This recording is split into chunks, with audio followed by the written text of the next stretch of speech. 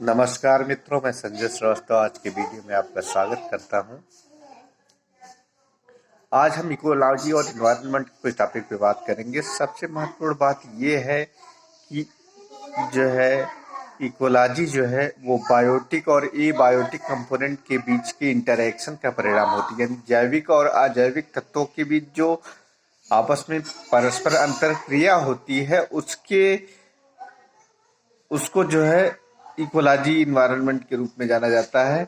और इकोसिस्टम जो होता है वो एक ओपन सिस्टम होता है, खुला सिस्टम होता है और ये यूनिडायरेक्शनल होता है। ऊर्जा का प्रवाह एक ही दिशा में होता है और एक संपोषी स्तर से दूसरे संपोषी स्तर तक ऊर्जा का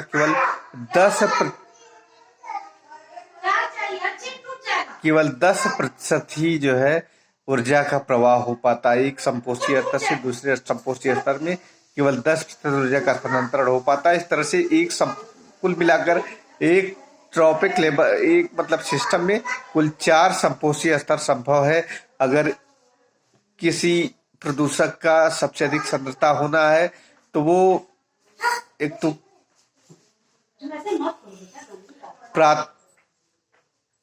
उत्पादक होते हैं, प्राथमिक उपभोक्ता होते हैं, द्वितीयक उपभोक्ता होते हैं और उसके बाद जो है अपघटक होते हैं।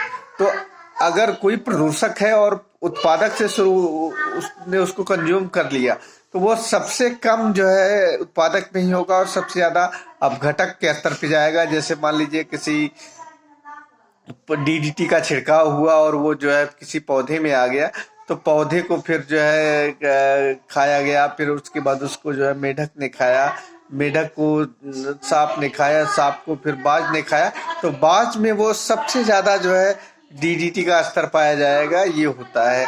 और इसके अलावा ओजोन परत जो होती है, ओजोन परत की सांद्रता को डाप्सन यूनिट में नापा जाता है। और इसके अलावा ओजोन परत पर 1973 में अंटार्कटिका में जो छेद हुआ था उसका पता फरमान ने लगाया था। तो नाइट्रोजन के ऑक्साइड और क्लोरीन जो होता है, क्लोरीन का एक एटम ओजोन के 1 लाख एटम को नष्ट करने की क्षमता रखता है। और नाइट्रोजन के ऑक्साइड और क्लोरीन के जो क्लोरोफ्लोरोकार्बन है, हाइड्रोफ्लोरोकार्बन है, ये सभी क्लोरीन ओजोन परत की को सबसे ज्यादा नुकसान पहुंचाते हैं। और ओजोन परत को सबसे ज्यादा नुकसान पहुंचाने में नाइट्रोजन के ऑक्साइड का भी हाथ है और क्लोरीन के फ्री रेडिकल पैदा करने वाले अन्य तत्वों का भी हाथ है। तो इसके अलावा जो है 1972 ईस्वी में जो है सबसे पहले जो है स्वीडन की स्टॉकहोम में जो है मनाया, जून महीने में जो है सबसे पहले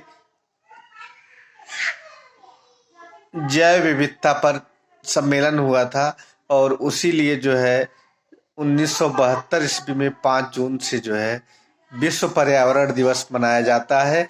और 1972 में स्टॉकहोम कन्वेंशन के परिणाम स्वरूप भारत में भी जो है जैव विविधता पर जो है 1973 में जो है टाइगर को नेशनल एनिमल घोषित किया गया। लायन जो उससे पहले नेशनल एनिमल होता था।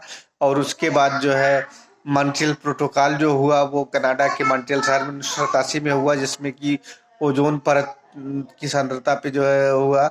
उसके बाद रियो डी जेनेरियो में 1992 ईस्वी में, इसको एजेंडा 21 भी कहते हैं, एजेंडा 21 इसी को कहते हैं। और रियो डी जेनेरियो 1992 ईस्वी में, उसके बाद जो है 1997 ईस्वी में क्योटो प्रोटोकॉल। और उसके बाद जो है 2007 में और कई इस तरह से चलते हुए 2012 में फिर Rio+20 हुआ, ये भी जो है रियो डी जेनेरियो में ही हुआ। तो ये इस तरह से जो है कुछ विशिष्ट टॉपिक हैं जो कि इकोलॉजी और इन्वायरमेंट पे मैंने आपको बताए। और जो अंतर्राष्ट्रीय पर्यावरण संगठन है इसका मुख्यालय जो है UNEP, united nation environment programme, संयुक्त राष्ट्र पर्यावरण कार्यक्रम, इसका मुख्यालय केन्या के नैरोबी में है। और जो है